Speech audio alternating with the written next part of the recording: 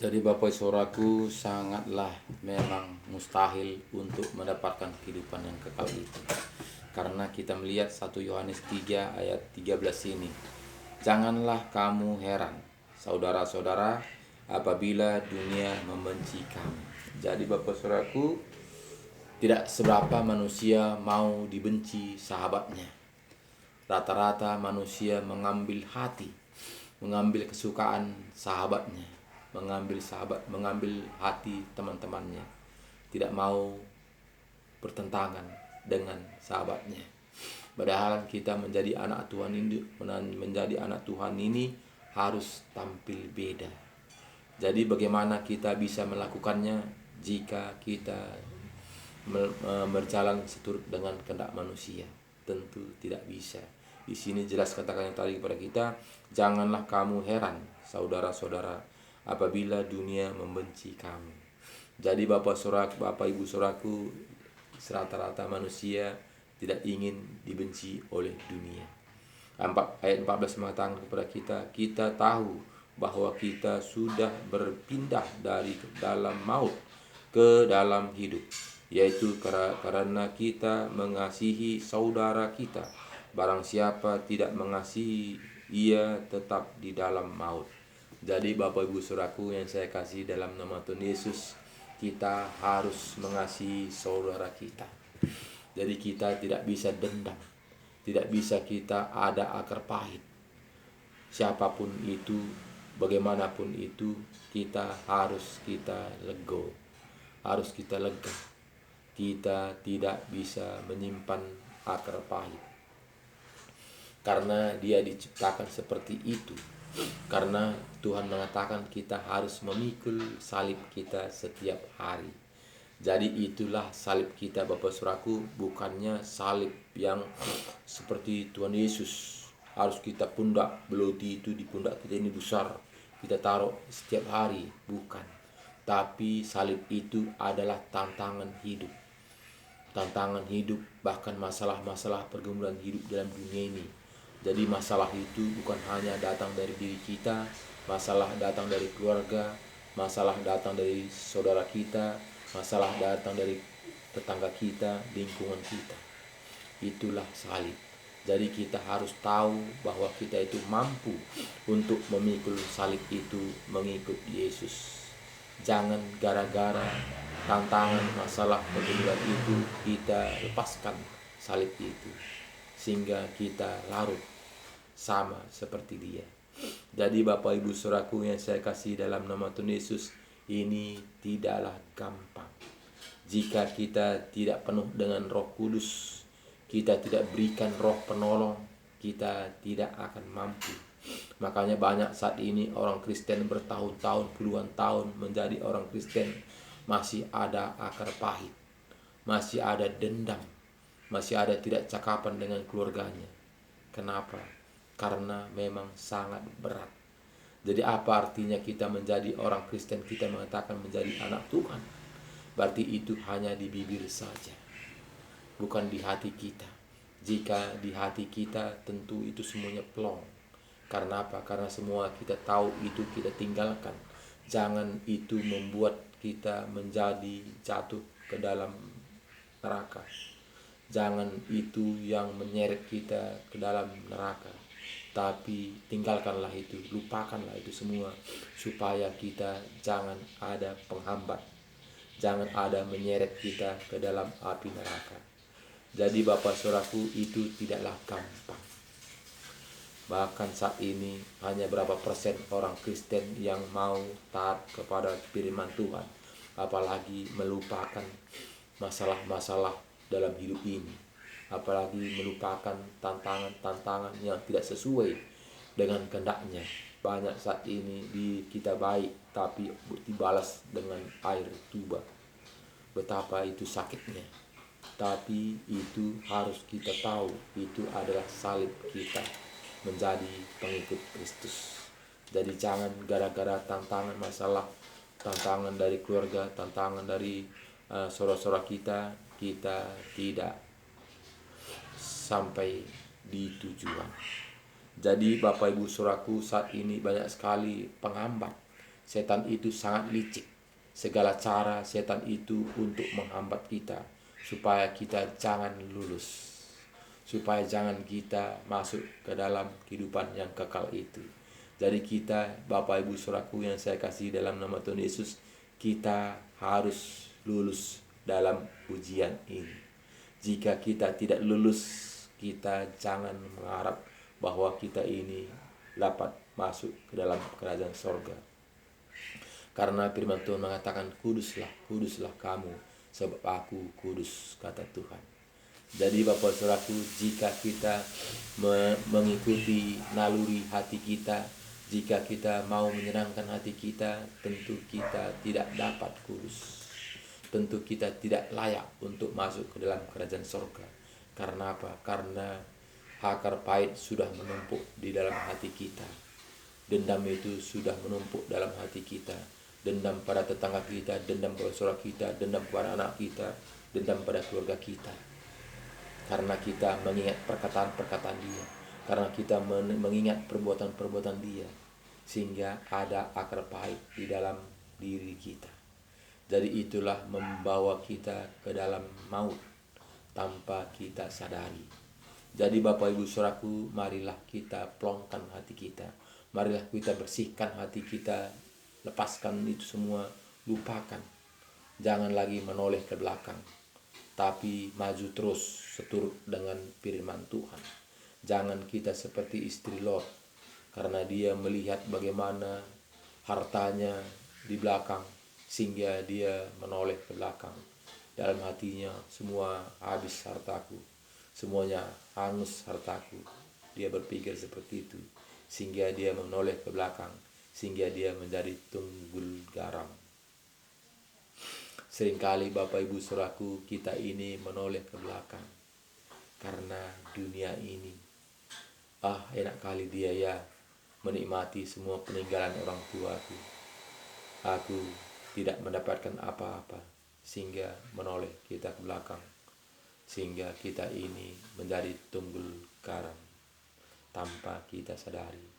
Jika kita memang kita ini Bapak Saudaraku sudah melakukan kebenaran firman Tuhan, lupakanlah yang di belakang.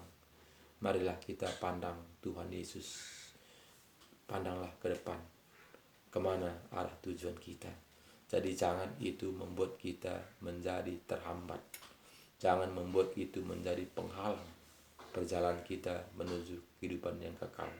Jadi ayat 14 tadi jelas katakan kepada kita tahu bahwa kita sudah berpindah dari dalam maut ke dalam hidup, yaitu karena kita mengasihi saudara kita. Barang siapa tidak mengasihi, ia tetap di dalam maut. Jadi Bapak Ibu Saudaraku, hampir orang Kristen semua tahu. Semua tahu itu bahwa Tuhan mengatakan kasihilah sama manusia seperti dirimu sendiri. Kasihilah musuhmu, ampunilah dia, doakan dia. Semua kita tahu. Bahkan kita tadi tahu bahwa doa Bapa kami itu, kita mengatakan ampunilah kesalahan kami seperti kami mengampuni orang yang bersalah kepada kami. Tanpa kita sadari itu kita ucapkan setiap minggu ketika kita mengucapkan doa Bapa kami. Jadi Bapak Ibu Saudaraku, kadang-kadang kita ini tidak kita sadari apa yang kita lakukan. Kadang-kadang kita sadar apa yang kita ucapkan.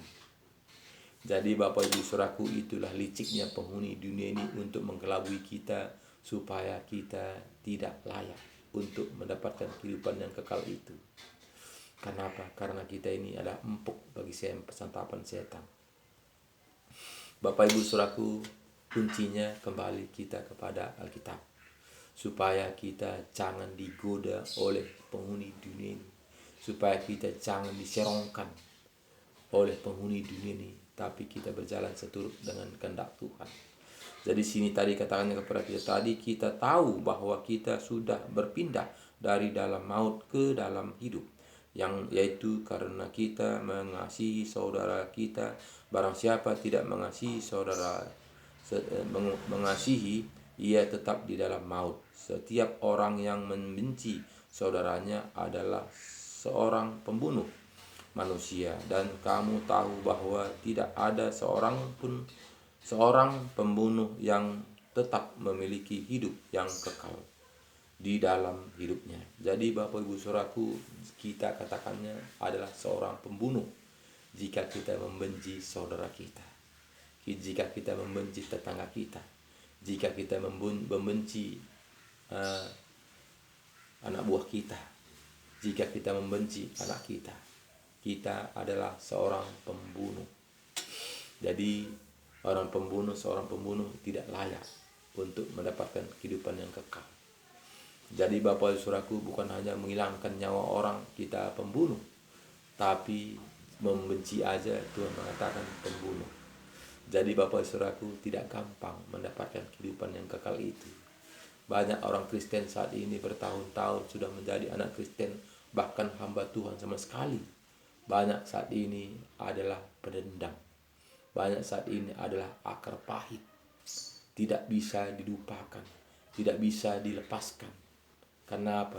Karena dia menganggap dia itu sudah suci, menganggap dia itu sudah hebat, menganggap dia itu sudah pintar. Jadi tidak perlu lagi Tuhan, tidak lagi perlu firman. Jadi banyak saat ini kita mengatur Tuhan, padahal Tuhan mengatakan ampunilah sesama manusia seperti dirimu sendiri. Tapi kita menaruh dendam. Bahkan kita mengatakan kepada teman-teman kita, kasihilah samamu manusia seperti dirimu sendiri. Bahkan kita juga berdoa setiap minggunya, kita mengatakan doa Bapa kami itu. Tapi kita tidak luput dari situ. Jadi jika kita pertanyakan kenapa seperti itu, dia mengatakan manusia tidak luput dari dosa. Tidak ada manusia yang lepas dari dosa. Tapi kita adalah tetap hidup dalam dosa. Tapi bukan karena perbuatan kita, bukan karena usaha kita, tapi karena Tuhan sudah menebus kita. Sudah menebus kita dengan darahnya. Itulah kita selamat. Itu manusia mengatakan. Bapak Ibu Saudaraku yang saya kasih dalam nama Tuhan Yesus, Yesus datang ke dunia ini bukan mempertahankan kebiasaan kita, bukan mempertahankan kelakuan kita. Jangan kita mengatakan Yesus sudah datang menebus dosa saya, tapi kita tidak berubah, tapi kita tidak bertobat. Itu hanya omong kosong. Jadi Tuhan itu mau kita ini kudus. Tuhan itu mau kita menjadi pelaku firman. Jadi bukan kita katakan saya ini orang berdosa, saya tidak bisa lepas dari dosa. Tapi karena Tuhan sangat peduli pada saya, sehingga Tuhan menebus saya dengan darahnya. Jadi Bapak Saudaraku, berarti tidak ada perubahan, berarti tidak ada pertobatan. Tapi berarti kita tidak mau melakukan seturut dengan firman Tuhan, tidak mau berusaha, tapi kita mempertahankan janji-janji Tuhan. Jadi Bapak Ibu Saudaraku, firman Tuhan mengatakan kepada kita tadi sangatlah jelas, setiap orang yang membenci saudaranya adalah seorang pembunuh manusia, dan kamu tahu bahwa tidak ada seorang pembunuh yang tetap memiliki hidup yang kekal di dalam dirinya. Demikianlah kita ketahui kasih Kristus, yaitu bahwa Ia telah menyerahkan nyawanya untuk kita. Jadi kita pun wajib menyerahkan nyawa kita untuk saudara-saudara kita. Jadi Bapak Saudaraku, itu sangat sakit, karena Tuhan Yesus sudah menyerahkan nyawanya untuk kita. Jadi kita juga katanya wajib untuk menyerahkan nyawa kita kepada saudara-saudara kita. Jadi artinya Bapak Saudaraku, bukannya nyawa kita ini kita serahkan kepada saudara kita, tapi kita itu harus membalasnya dengan kebaikan. Walaupun dibalas kita dengan air tuba, tapi kita tetap memberikan air madu. Jadi itu kita diajarkan Tuhan Yesus kepada kita. Memang itu sangatlah sukar, tapi itu tidak ada pilihan lain jika kita memang mau mendapatkan kehidupan kekal. Karena apa? Karena kita ini adalah ciptaan Tuhan. Bahkan saudara kita juga adalah ciptaan Tuhan. Jika kita membenci ciptaan Tuhan, berarti kita bukan membenci saudara kita itu, tapi kita membenci Tuhan, karena dialah yang menciptakan dia. Jadi Bapak saudaraku yang saya kasih dalam nama Tuhan Yesus, kita harus menyadarinya. 17 mengatakan kepada kita, barang siapa mempunyai harta duniawi dan melihat saudaranya menderita kekurangan tetapi menutupi pintu hatinya terhadap saudaranya itu, bagaimanakah kasih Allah dapat tetap di dalam dirinya? Jadi Bapak saudaraku yang saya kasih dalam nama Tuhan Yesus, kita saat ini sangatlah banyak egois. Karena apa? Karena kita mementingkan diri sendiri. Karena kita tidak peduli kepada sekitar kita. Kita tidak peduli sesama kita manusia. Jadi sini katanya tadi jelas firman Tuhan mengatakan kepada kita tadi, barang siapa mempunyai harta dunia dan melihat saudaranya menderita kekurangan tetapi menutupi pintu hatinya terhadap saudaranya itu, bagaimanakah kasih Allah dapat tetap di dalam dirinya? Jadi Bapak Ibu Saudaraku, kita tahu bahwa simbol kita itu salib. Berarti salib itu kita tahu adalah kiri kanan. 2 kiri kanan, 1 ke atas. Jadi praktekkan dulu sesama manusia, barulah kita katakannya kita ke atas. Gak mungkin kita katakan Tuhan yang tidak kelihatan, menyayangi Tuhan yang tidak kelihatan, sedangkan sesama kita yang kelihatan saja kita tidak menyayanginya. Itu Tuhan Yesus mengatakan tidak mungkin. Jadi jelas ini tadi mengatakan kepada kita, barang siapa mempunyai harta dunia dan melihat saudaranya menderita kekurangan tetapi menutup pintu hatinya terhadap saudaranya itu, bagaimanakah kasih Allah dapat tetap di dalam dirinya? Jadi Bapak saudaraku, kita harus praktek nyata dulu dalam dunia ini. Karena firman Tuhan mengatakan di Matius 25, katakannya kepada kita, apa yang kau lakukan kepada orang yang paling hina ini, itulah untuk aku, kata Tuhan.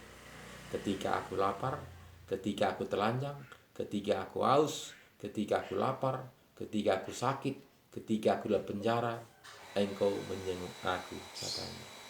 Jadi orang itu mengatakan, kapan engkau lapar, kapan engkau penjara, kapan engkau sakit, tidak menjenguk engkau. Tuhan Yesus mengatakan, di mana yang kau tidak lakukan kepada orang yang paling hina ini, itu tidak engkau lakukan untuk aku, kata Tuhan Yesus. Jadi Bapak Ibu Saudaraku yang saya kasih dalam nama Tuhan Yesus, dunia inilah praktek nyata. Jadi tidak cukup kita hanya berseru Tuhan, Tuhan, Tuhan. Tidak. Tapi kita harus praktekkan nyata di dalam dunia ini.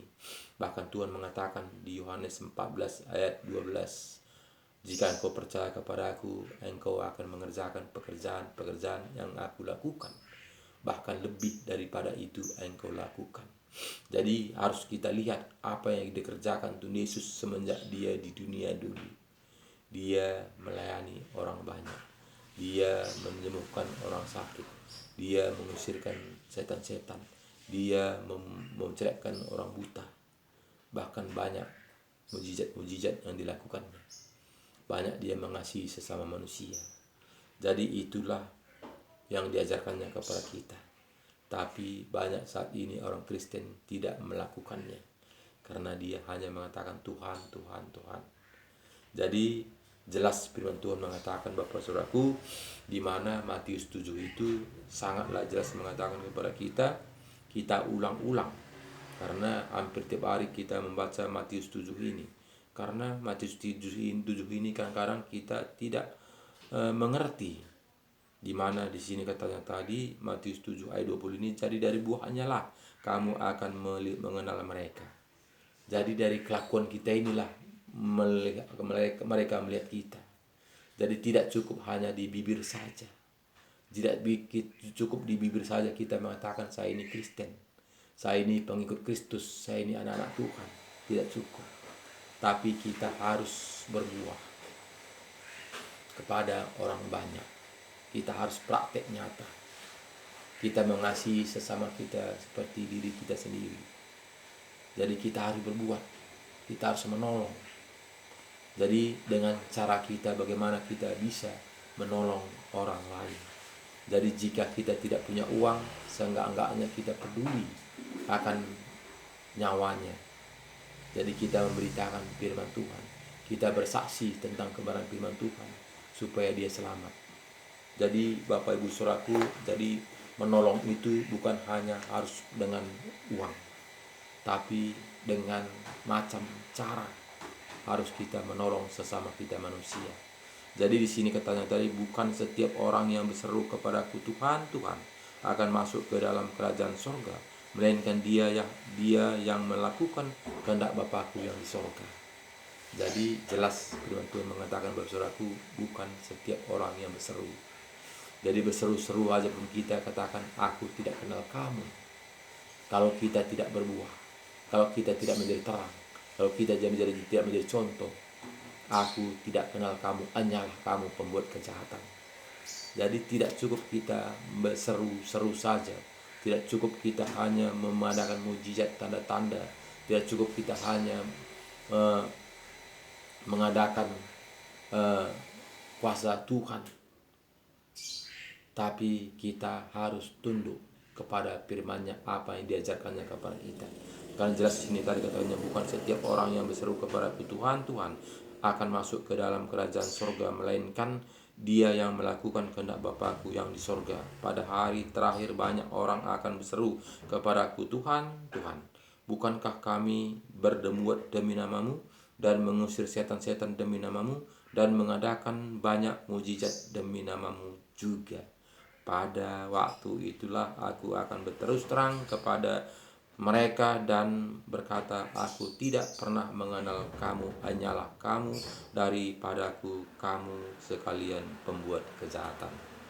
Jadi tidak cukup berseru saja, tapi kita harus menjadi terang, kita harus berbuah, kita harus menjadi contoh, kita harus menjadi berkat. Jadi tidak gampang mendapatkan kehidupan yang kekal itu. Tapi jika kita mengikuti aturan-aturan dunia, tentu dunia mengatakan, yo cukup kamu percaya saja, cukup kamu gereja saja, kamu sudah diselamatkan, kamu sudah dibeli dengan darah Yesus. Yesus disalib di kayu salib untuk menebus umat manusia. Jadi kita sudah dibayar lunas. Jadi makanya banyak manusia tidak bertobat. Karena apa? Karena dia menganggap sudah bebas. Karena dia menganggap sudah ditebus. Tidak lagi ada dosa melenggu dia. Tidak lagi ada dosa yang mengikat dia. Karena apa? Karena sudah dibayar lunas. Sadarlah Bapak Ibu Saudaraku, kembalilah kepada Alkitab. Bagaimana menurut Alkitab? Apakah kita ini sudah dibayar lunas sampai kita mengakhiri dunia ini? Walaupun apapun kelakuan kita hidup dalam dunia ini, ketika kita menerima Yesus menjadi juru selamat pribadi kita, apakah memang sesuai dengan apa perkataan manusia, asal Kristen saja kamu selamat, asal percaya saja kamu selamat? Bapak, Ibu, Saudaraku, jangan kita dikibuli oleh penghuni dunia ini. Jangan kita digonikan hidup-hidup untuk dibawa ke api neraka. Buka hati kita lebar-lebar. Buka mata kita kembali kepada Alkitab. Supaya kita tahu bahwa kita ini digonikan atau tidak. Jangan-jangan kita enjoy merasa di dalam goni itu. Karena kita sudah merasa benar. Merasa kita sudah di dalam Tuhan. Rupanya kita di dalam goni, mau dibawa digiring ke api neraka tanpa kita sadari. Jadi Bapak Ibu Saudaraku, marilah kembali kepada Alkitab, karena di sini dijelaskan sangat detail segala cara Tuhan membuat kita supaya kita yakin dan pada setia. Bahkan segala perumpamaan dibuat Tuhan supaya kita mengerti melakukan firman Tuhan ini. Jadi sebetulnya Bapak Saudaraku, tidak susah jika kita membuka hati kita mau melakukan firman Tuhan ini. Anak-anak yang baru bicara saja Bapak Saudaraku tahu, mengerti kebenaran firman Tuhan ini jika dia membacanya. Jadi banyak manusia pada saat ini bukan seturut dengan apa yang tertulis, tapi seturut dengan apa di kehendaknya, apa yang di hatinya, apa yang disenanginya, itu yang dilakukan di dalam Alkitab ini.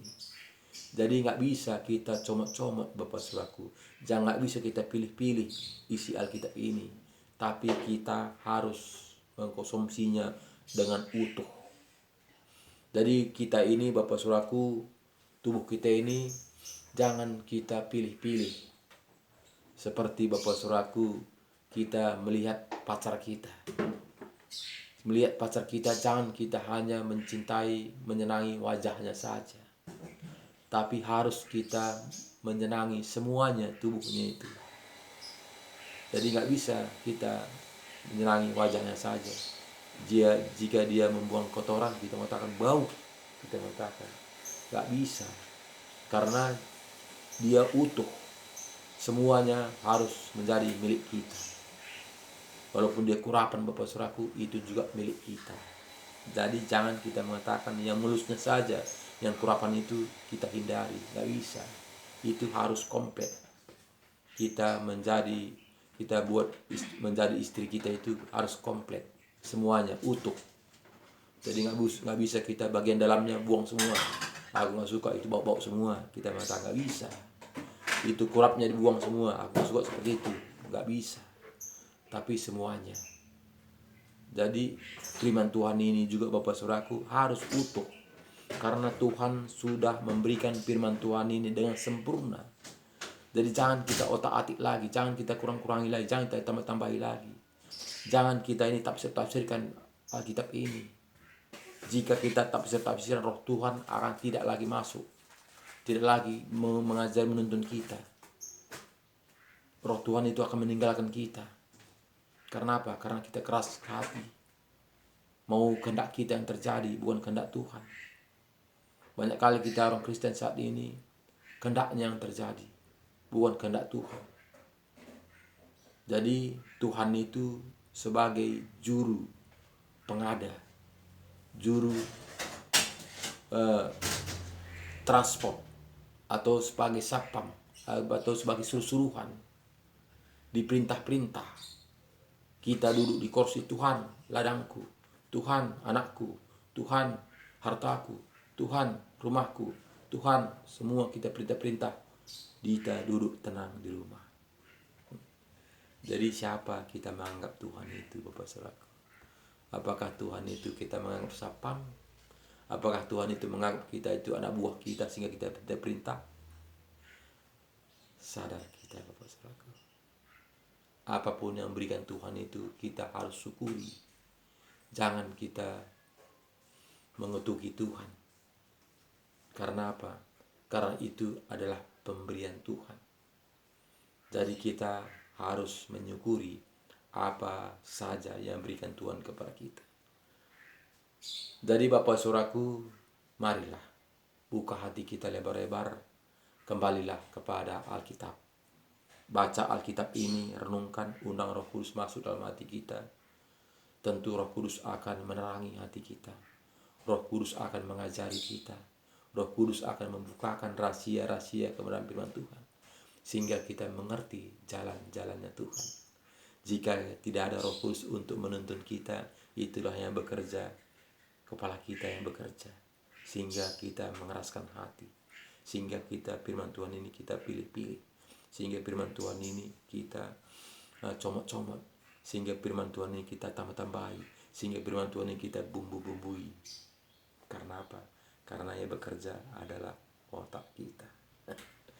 Jadi Bapak Ibu Saudaraku, sadarlah. Taulah kita siapa kita ini. Harus kita tahu diri, siapa kita sebenarnya. Apakah kita Tuhan itu? Apakah kita ini debu, keset kaki? Jika kita menyadarinya, kita ini debu, Keset kaki. Bukan kita tuan, tapi seringkali kita tuan, merasa kita yang tuan. Ingin dihormati, ingin disanjung, ingin disanjung-sanjung. Padahal kita ini Bapak Saudaraku debu. Keset kaki. Keset kaki bagaimana Saudaraku, tempat kotor-kotor. Ketika orang bertamu kepada kita, dia lapkan di keset kaki itu kakinya Saudaraku, entah apapun dipijaknya situ. Itulah kita Bapak Saudaraku. Sadar kita Bapak Saudaraku. Tetap semangat, kembalilah kepada firman Tuhan. Karena tanpa kita kembali kepada firman, kita tidak akan melihat kerajaan surga itu. Bapak Ibu Saudaraku yang saya kasih dalam nama Tuhan Yesus, bagikan firman Tuhan ini kepada keluarga kita, saudara kita, teman-teman kita, supaya saudara-saudara kita, teman-teman kita kembali kepada firman Tuhan, supaya kita bersama-sama mendapatkan kehidupan yang kekal itu.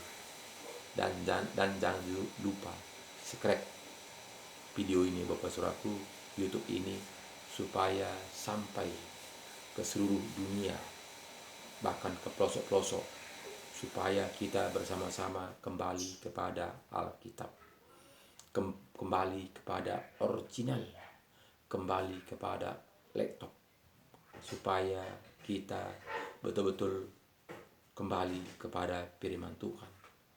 Terima kasih banyak. Jaga kesehatan, tetap semangat. Shalom. Tuhan Yesus memberkati kita semua. Amin.